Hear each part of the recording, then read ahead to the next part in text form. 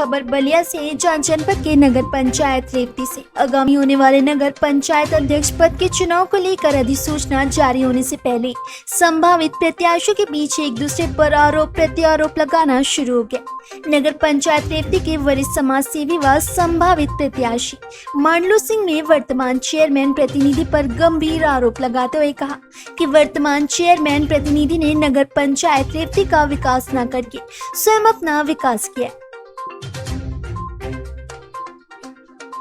नगर पंचायत का चुनाव अभी बहुत नजदीक है, इसलिए कई तरीके के आरोप आप लोग देखेंगे कि लगेंगे हमारे ऊपर, लेकिन ऐसा कुछ है नहीं। उस मामले के बारे में मैं जानता भी नहीं हूँ कि कहाँ पलानी लगा है, कब पलानी लगा है। वहां कोई पलानी तो पहले था भी नहीं, वहां कोई पलानी नहीं था।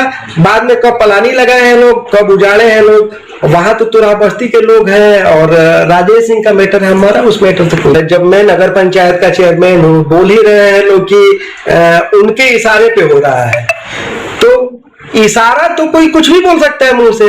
अब सामने अगर कोई ये बता दे कि मैं सामने जाके किसी का पलानी उजड़वाया हो या कहीं मैंने रास्ता जबरदस्ती बनाने का प्रयास किया है, तो वो साबित करके दिखाए ना। बोलने को तो कोई कुछ भी बोल सकता है, बोलने को तो ये भी बोल सकता है कि सब कनक पांडे के इशारे पे हो रहा है, सारे लोग कनक पांडे के इशारे पे गए हैं, तो ऐसा कुछ। यहाँ के जो नगर पंचायत के चेयरमैन प्रतिनिधि जी हैं, उनका रवैया ये रहा है कि एकदम जल्दीबाजी में कि किसी प्रकार कहीं से भी इस काम को करा के और ज्यादा से ज्यादा कमीशन इसमें लेके इस काम को कराया जाए। और इसके चक्कर में कई लोगों की, ये मामला अकेले की नहीं है। हम तो ये मामला हमको पता चला कि डीएम मोहन साहब क्या है, तो मैं तो चाहता हूं कि पूरे इस मामले की, पूरे इस काम की जांच हो कि किस स्तर का काम कराया जा रहा है और किस जल्दीबाजी में कराया जा रहा है। यही कारण है कि ये मामला आज सामने आया है।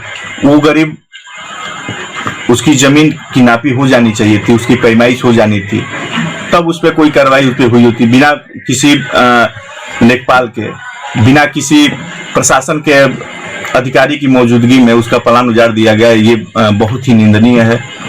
मैं इसकी घोर निंदा करता हूं।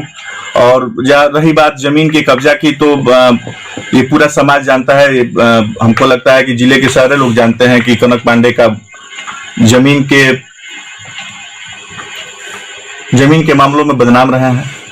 एक तरह से इनको भूमाफिया की भी संज्ञा दी जाती है। तो डीएम महोदया से मैं चाहूंगा कि इस मामले की जांच कराएं और जो उचित कार्रवाई हो, उस गरीब को न्याय मिलना चाहिए। और फौजी हमारे देश की रक्षा के लिए हैं, अगर उनके सम्मान के, उनके परिवार के सम्मान की रक्षा न हो, तो फिर समाज में हम लोगों के लिए निंदा।